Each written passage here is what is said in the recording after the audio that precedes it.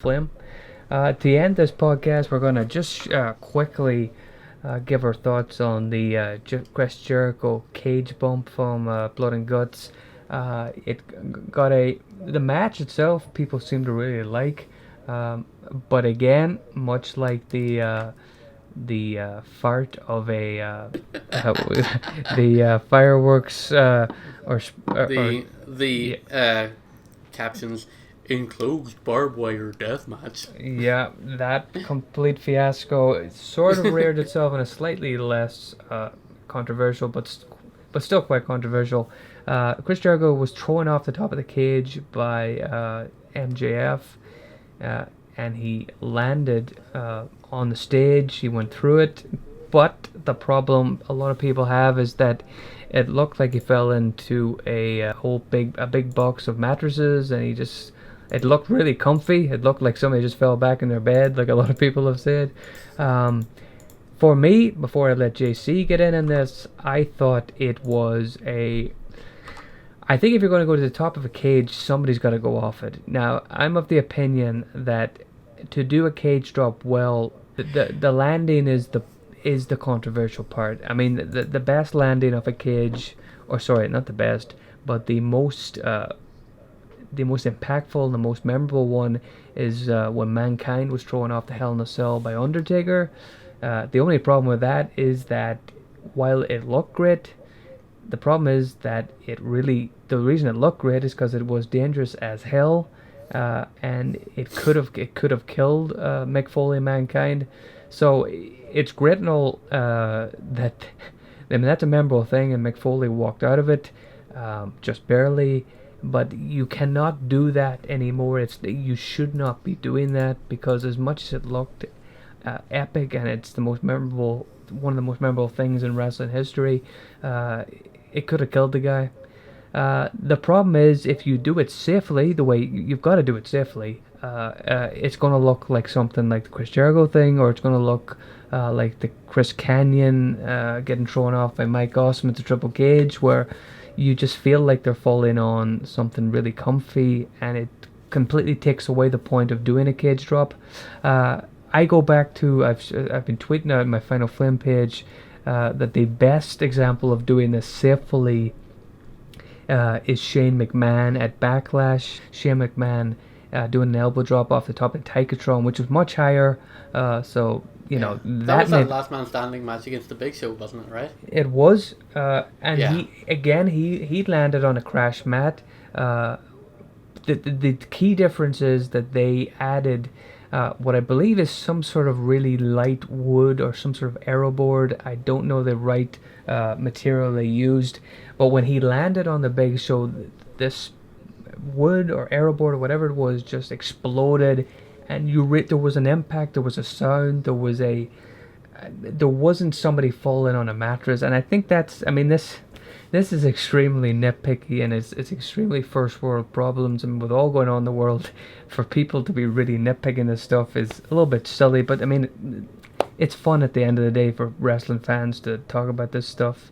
And again, I mean, it was a big thing. I mean, if you're going to end a show that done really big rating, I believe, and you end it on a really kind of limp note, it is a production thing. It is a bit like the barbed wire death match. It does take away from a big match. It does take a memorable match and make it a little bit of a sour taste at the end of it. But what's your opinion? Do you agree that the bump looked a little bit disappointing, and do you think that it's possible to make it look better, or do you think it's simply you gotta kill the guy if you want to make it look good? I think it could have looked a lot better, but I don't think that you brought up the Shane McMahon elbow drop on Big Show from the top of the Backlash Titantron, and that was incredibly well done, but even then they don't need to do that. Like, production clearly would have known about this spot coming up. They would have, like, sure, like, we want to say that everything happens in the heat of the moment because we want to suspend our disbelief. That's what wrestling's all about. But you know, they they practice these spots to make sure that they're safe and to make sure that they can do them when it comes to performing them in front of a live audience. And production should have known that this was going to come. Like you want to show this in a manner that shows that Jericho is incredibly hurt, but also don't want to show him being super safe. Have the camera point up from the floor to the top of the cage. Have them show Jericho coming down. Don't have them showing him landing. That's all you had to do. Was just don't show Jericho after he landed. Have it be the cliffhanger going from one week into the next is Chris Jericho okay? We literally have not seen him since he hit the ground.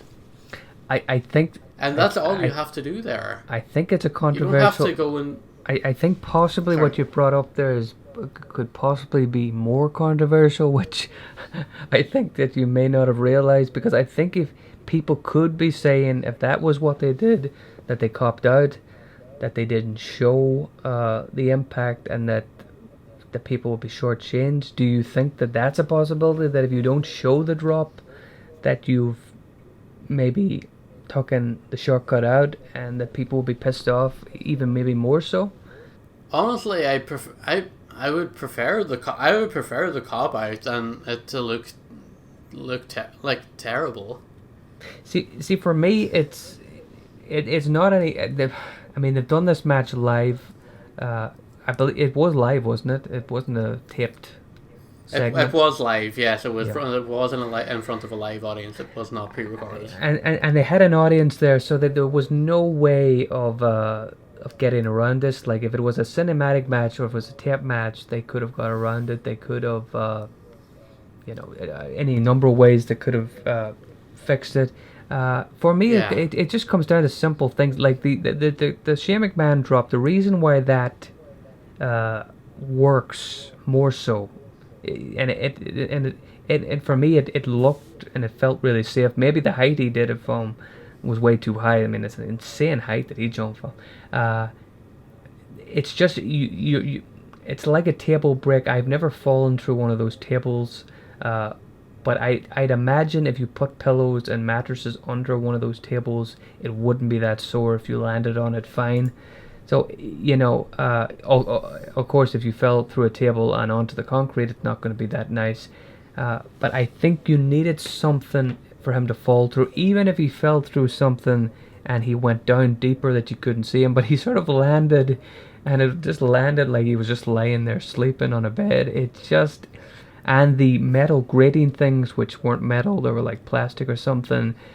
Yes, that was... That's what compounds things and makes things even worse. That's why I brought up the camera angle, and just don't show him after he landed, because if you're going to insist on showing him after he's fallen, you don't want to see that.